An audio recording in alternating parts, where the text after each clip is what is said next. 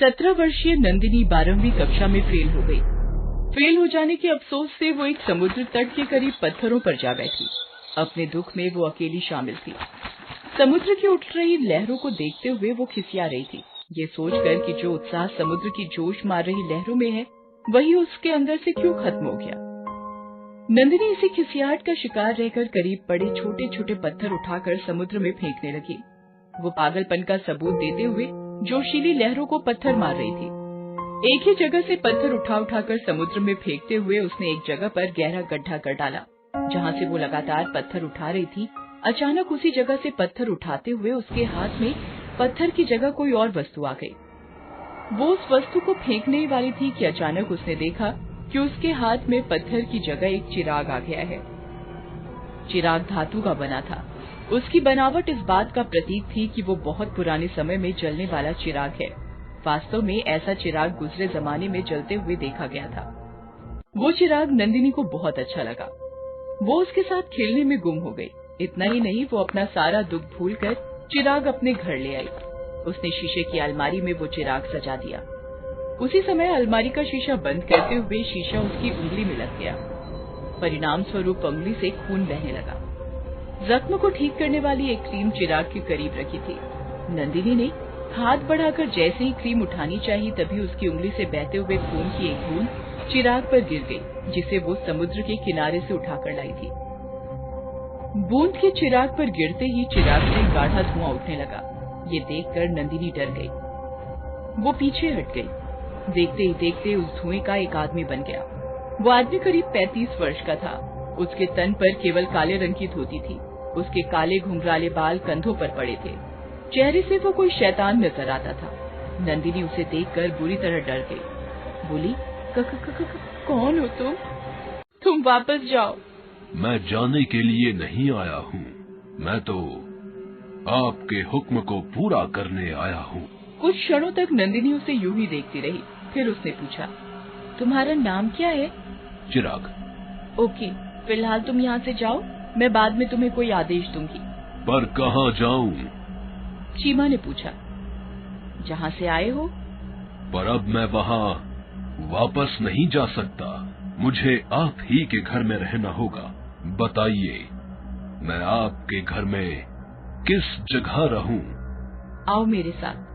नंदिनी उसे अपने साथ एक खाली कमरे में ले गई और उसने उसे वो कमरा दे दिया। उसके बाद नंदिनी ने चीमा के बारे में अपने पूरे परिवार को बता दिया। साथ ही चीमा से मिलवा भी दिया। उसके परिवार में उसके माँ बाप, एक बड़ी बहन और एक छोटा भाई था। चीमा से मिलकर नंदिनी के परिवार को हैरत अवश्य हुई, परंतु उन्हें इस बात की खुशी थी कि चीमा एक ऐसा अद्भुत व्यक्ति है जो उनके हर असंभव कार्य को पूरा कर सकता है। मुझे 20 लाख रुपए की जरूरत है। मिल जाएंगे, मगर थोड़ा इंतजार करना होगा। ठीक है। चीमा अदृश्य होकर नंदिनी के घर के सामने वाले बंगले में पहुंचा। वहाँ वो अपने स्पष्ट रूप के साथ 20 लाख रुपए तिजोरी से चुरा रहा था कि बंगले की मालकिन ने उसे देख लिया।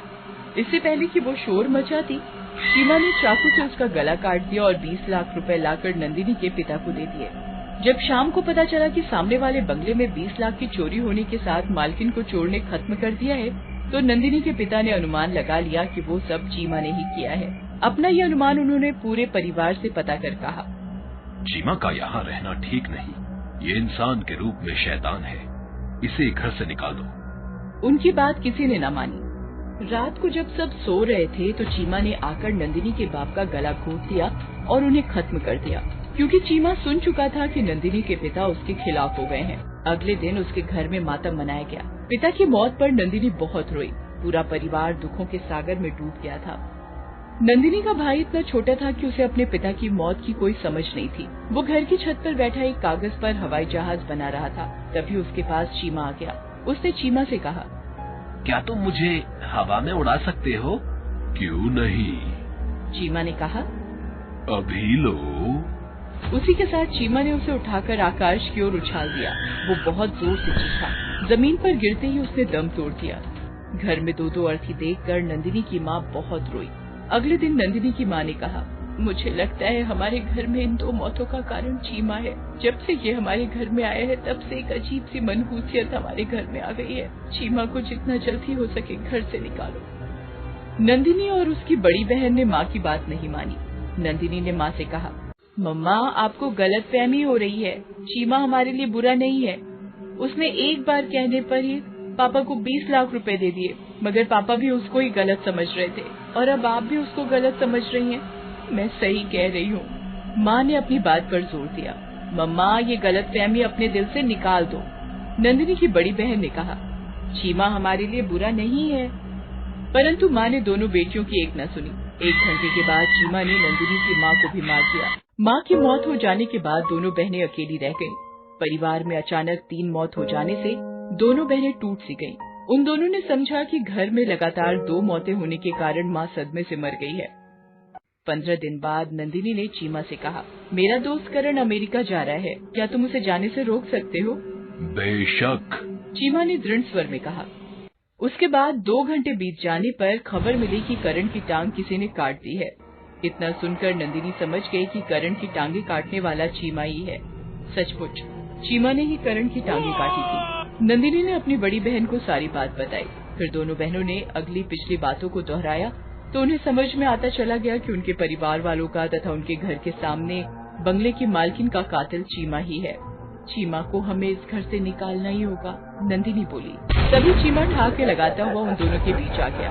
उन दोनों ने चीमा की शक्ल देखी तो वो बुरी तरह डर गई। चीमा बहुत डरावनी शक्ल अपना चुका था। वो दोनों उसे देखकर बुरी तरह डर गई। चीमा ने कहा, अब तुम दोनों मारी जाओगी। जानती हो मैं कौन हूँ? मैं एक मुर्दा था। मुझे अपनी साधना से एक तपस्वी ने जीवित किया था।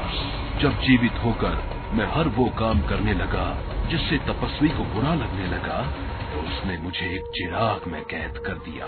साथ ही कहा, तो इस चिराग में तब तक कैद रहेगा जब तक कि इस चिराग को खून नहीं मिलेगा। फिर उसने चिराग समुद्र किनारे पत्थरों में दफन कर दिया था। उस चिराग को तुम ले आई और तुम्हारी उंगली से बहते खून की बूंद चिराग पर टपक गई। बस फिर क्या था, मैं कैद से आजाद हो गया। अब मैं कभी कैद नहीं हो सकता। बोलो, मरने से पहले तुम्हारी आखिरी इच्छा क्या है? जल्दी से नंदिनी की बड़ी बहन ने कहा, जो 16 दिन पहले था आज हो जाए। वास्तव में चीमा को नंदिनी के घर में आए 17 दिन हो चुके थे। उसका 17वां दिन वहाँ कट रहा था। बहन के कहते ही चीमा ने वक्त को 16 दिन पीछे घटाते हुए वहीं से शुरू कर दिया जहाँ से नंदिनी उस चिराग को अलमारी में लगा रही थी जिसमें चीमा कैद था। सब कुछ उसी समय का दृश्य था। बीते कल की बातें दोबारा चलते हुए जब नंदिनी की उंगली कटी और उसने चिराग के बराबर में रखी जख्म पर लगाने वाली क्रीम को उठाना चाहा तो जल्दी से उसकी बहन आई और उसने नंदिनी के हाथ को वहीं का वहीं रोककर कहा, ऐसी गलती न करना। तुम्हारी उंगली से बहता खून अगर चिराग पर टपक गया तो चीमा आजाद हो जाएगा और इस दुनिया में कोहराम मचा देगा। चीमा वापस चिराग में कैद हो चुका था। शीघ्रता से दोनों बहनों ने चिराग को एक दरिया में फेंक दिया।